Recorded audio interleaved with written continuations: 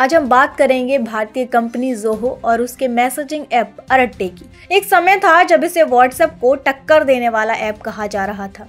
अक्टूबर 2025 में ज़ोहो अचानक से चर्चा में आया जब गृह मंत्री अमित शाह ने ट्वीट किया कि उन्होंने ज़ोहो मेल इस्तेमाल करना शुरू कर दिया है।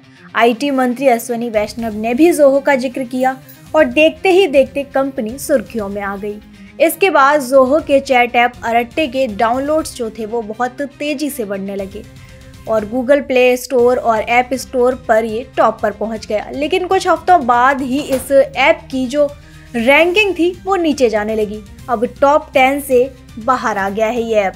ज़ोहो कॉरपोरेशन की शुरुआत 1996 में श्रीधर बेम्बू और टोनी थॉमस ने की थी।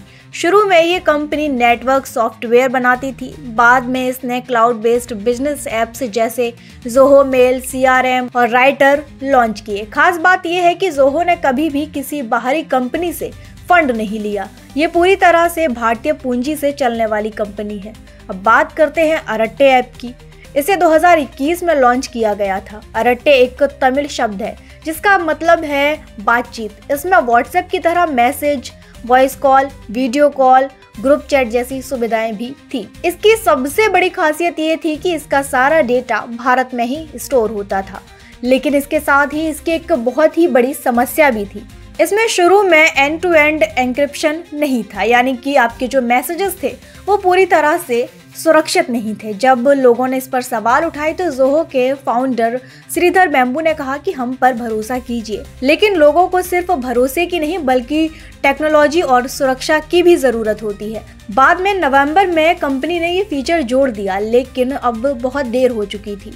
यूजर्स वापस व्हाट्सएप पर चले गए थे। इस पर श्रीधर बेम्बू ने सोशल मीडिया पर कहा कि भारत के लोग बहुत जल्दी हार मान लेते हैं, उनमें एक डिफीट वाली सोच है।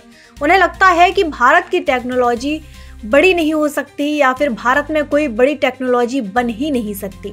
उन्होंने कहा कि चीन के लोग अपने प्रोडक्ट्स को सपोर्ट करते हैं, लेकिन भारत में ऐसा नहीं होता। हालांकि कई टेक एक्सपर्ट्स का कहना है कि असली वजह ये नहीं है, बल्कि प्रोडक्ट की क्वालिटी और इनोवेशन में भी कमी है। भारत में ऐसे कई ऐप्स हैं जो विदेशी ऐप्स के होते हुए भी वो इंडियन वर्जन कहलाते हैं, जैसे कि कू, हाई और चिंगारी और जोश। शुरुआत में ये ऐप्स बहुत चले, लेकिन बाद में इनकी जो लोकप्रियता थी वो घट गई। वजह थी फीचर्स की कमी, बग्स और कमजोर यूजर्स एक्सपीरियंस। जबकि व्हाट्सएप, टेलीग्राम और इंस्टाग्राम जैसी ग्लोबल कंपनियों के पास बेटर टेक्नोलॉजी और संसाधन है।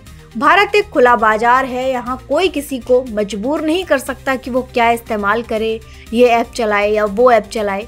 जो अच्छा काम करे और भरोसेमंद लगे। शुरुआत में बड़े नेताओं और मंत्रियों के कहने से, प्रमोशन करवाने से डाउनलोड्स तो बढ़ सकते हैं, लेकिन लंबे समय तक ऐप को चलाने के लिए प्रोडक्ट की क्वालिटी और इनोवेशन का भरोसा दिलाना बेहद ज़रूरी है।